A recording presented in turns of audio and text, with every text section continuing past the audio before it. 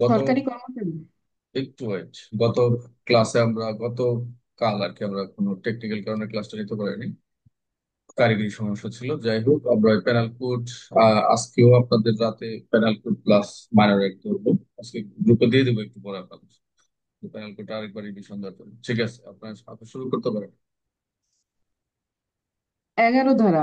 সরকারি কর্মচারী। সরকারি কর্মচারী বলতে না, আমরা বুঝি যিনি সরকারি না, না, না, চাকরি। আপু একটু ভুল হইলো মনে হয়। 11 না, 11 হচ্ছে ব্যক্তি।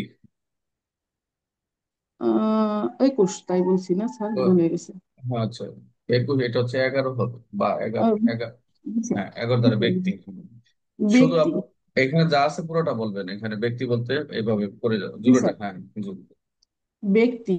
ব্যক্তি বলতে সমিতিভুক্ত হোক বা না হোক, যে কোনো কোম্পানি বা সমিতি বা ব্যক্তি, সংস্থা ও বুঝাইবে, সংস্থাকেও বুঝাবে। 12 ধারা। জনগণ। জনগণ বলতে যে কোনো শ্রেণীর জনগণ বা সম্প্রদায় বুঝাইবে। 17। সরকার। সরকার বলতে বাংলাদেশ বা উহার কোনো অংশ কার্যনির্বাহী সরকার পরিচালনা করিবার জন্য আইন বলে ক্ষমতাপ্রাপ্ত ব্যক্তি বা ব্যক্তিবর্গকে বুঝাবে। 21। সরকারি কর্মচারী।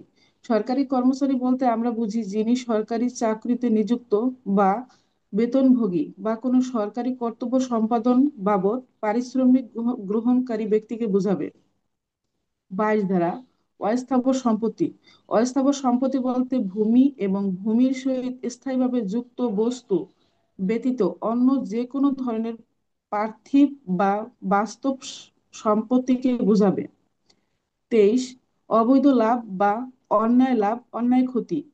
যে সম্পত্তি আইনত লভ্য নয় বা যে সম্পত্তিতে লাভকারী ব্যক্তির কোনো আইনানুগ অধিকার নাই, সেই সম্পত্তি বেআইনিভাবে লাভ করাকে অন্যায় লাভ বলা হয়। এবং অন্যায় ক্ষতি বলিতে কোনো সম্পত্তিতে যে ব্যক্তির আইনগত অধিকার আছে, বেআইনিভাবে উক্ত সম্পত্তির ক্ষতি হলে তাকে অন্যায় ক্ষতি বলে। 24 ধারা। অসাধুভাবে। কোনো ব্যক্তি কারো অন্যায়ভাবে লাভ ঘটাবার বা অপর কারো ক্ষতি ঘটাবার উদ্দেশ্যে কিছু করলে উক্ত ব্যক্তি তা অসাধুভাবে করেছে বলে গণ্য হবে। 25। প্রতারণামূলক ভাবে। কোনো ব্যক্তি প্রতারণা করার উদ্দেশ্যে কোনো কিছু করলে উক্ত কাজ প্রতারণামূলক ভাবে করেছে বলে গণ্য হবে। 26 ধারা। বিশ্বাস করিবার কারণ। কোনো ব্যক্তি কোনো কিছু বিশ্বাস করিবার যথেষ্ট কারণ থাকিলে উক্ত ব্যক্তির উক্ত কিছু বিশ্বাস করিবার কারণ রহিয়াছে বলিয়া গণ্য হইবে। 27 ধারা। স্ত্রী, ক্রানী বা চাকরের অধিকারভুক্ত সম্পত্তি। কোনো সম্পত্তি কোনো ব্যক্তির পক্ষে তাহার স্ত্রী, ক্রানী বা ভৃত্যের অধিকার থাকিলে উক্ত সম্পত্তি এই বিধি তাৎপর্যাধীন উক্ত ব্যক্তির রহিয়াছে বলিয়া গণ্য হইবে। 28 ধারা। নকল করা করণ। কোনো ব্যক্তির সদৃশ্যতার সাহায্যে ভ্রান্তি উৎপাদনের অভিপ্রায় এক বস্তুকে অন্য কোনো বস্তুর সদৃশ্য করিলে সে নকল বা জাল করিয়াছে বলিয়া গণ্য হবে। 29। দলিল।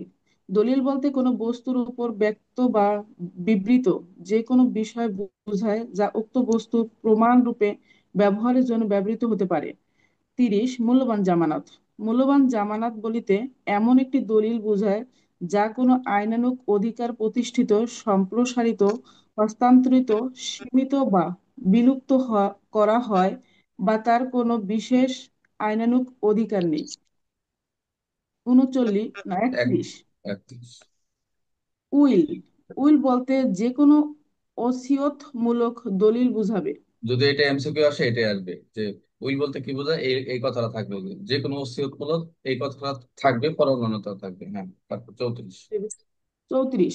কতিপয় ব্যক্তি কর্তৃক সকলের একই উদ্দেশ্যে সাধনকল্পে কৃত কোনো অপরাধমূলক কার্য সম্পাদিত হয়, তখন অনুরূপ ব্যক্তিগণের প্রত্যেকে উক্ত কাজ করার জন্য সমানভাবে দায়ী। 39। যে মাধ্যমের সাহায্যে কোনো কার্য অনুষ্ঠান অভিপ্রেত ঠকা হইয়া উইয়াছিল নাকি হইয়াছিল, হ্যাঁ। হইয়াছিল, সে ব্যক্তি স্বেচ্ছাকৃতভাবে উক্ত কার্য অনুষ্ঠান করে বলে গণ্য হইবে। 40। অপরাধ। সাধারণত প্রচলিত রীতিনীতির পরিপন্থী কাজকে কাজকে অপরাধ অপরাধ। বলা হয়। ফৌজদারি কার্যবিধি আইনের 4 এটা কোন ন মধ্যম ন অধ্যয়ন। ধারা বলে আর অনুযায়ী কোনো কাজ করলে বা না করিলে আইনের শাস্তির বিধান হইয়াছে তাকে অপরাধ বলে। 41, বিশেষ আইন বলিতে কোনো বিশেষ বিষয়ের প্রতি প্রযোজ্য আইন।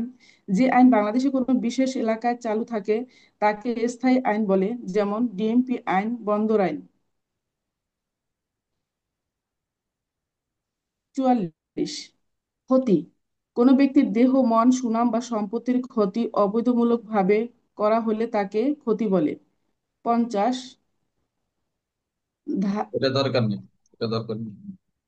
50টা শুধু ধারা। এখন 51, হলফ।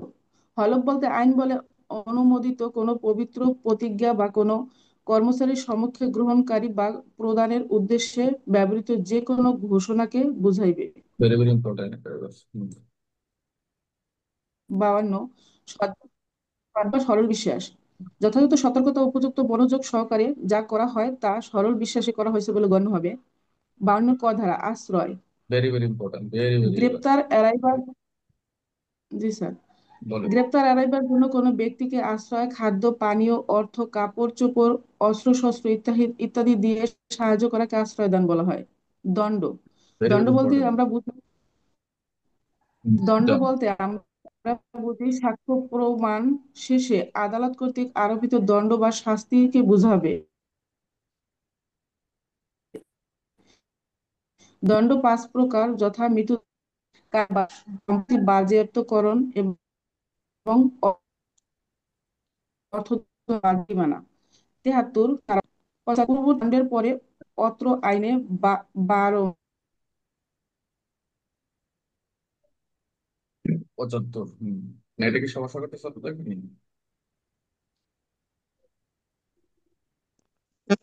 মানে 12 পূর্ববর্তী দণ্ডের অপরাধ পরে 12 অথবা 1700 আইন, পরিচ্ছেদের অধীনে অপরাধ করলে আইন বলে অপরাধীকে বাধ্য বা মর্যাদা। হ্যাঁ, আপু আপনার কথা একটু সমস্যা হচ্ছে মনে হয়। প্রদান করে।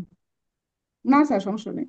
হুম। 76, পূর্ববর্তী দণ্ডের পরে অত্র আইনের, সরি না, ওইটা দেওয়া হয়েছে। আইন বলে বাধ্য বা তথ্যের ভুল ধারণা বশত নিজেকে আইন বলে বাধ্য বলিয়া বিশ্বাসকারী ব্যক্তি বিশেষ কর্তৃক সম্পাদিত কার্য অপরাধ নয়। 79, আইন সমর্থিত বা ভুল ধারণাবশত নিজেকে সমর্থিত বলে বিশ্বাসকারী ব্যক্তি কর্তৃক সম্পাদিত কার্য। 80, আইনানুগ কার্য সম্পাদনকালে দুর্ঘটনা। 81, সম্ভাব্য ক্ষতিকারক কার্য কিন্তু অপরাধমূলক অভিপ্রায় ব্যতিরেকে এবং অন্যবিধ ক্ষতি নিবারণ কল্পে সম্পাদিত কার্য। 82, 7 বছরের কম বয়স্ক কোনো শিশুর কার্য অপরাধ হবে না। 83, 7 বছরের অধিক 12 বছরের কম বয়স্ক অপরিণত বোধশক্তি সম্পন্ন শিশুর কার্য অপরাধ হবে না। 84, অপ্রকৃতস্থ ব্যক্তি কর্তৃক কোনো কাজ অপরাধ নয়। 85, অনিচ্ছাকৃত প্রমত্ততার কারণে বিচার শক্তি রহিত ব্যক্তির কার্য অপরাধ হবে না।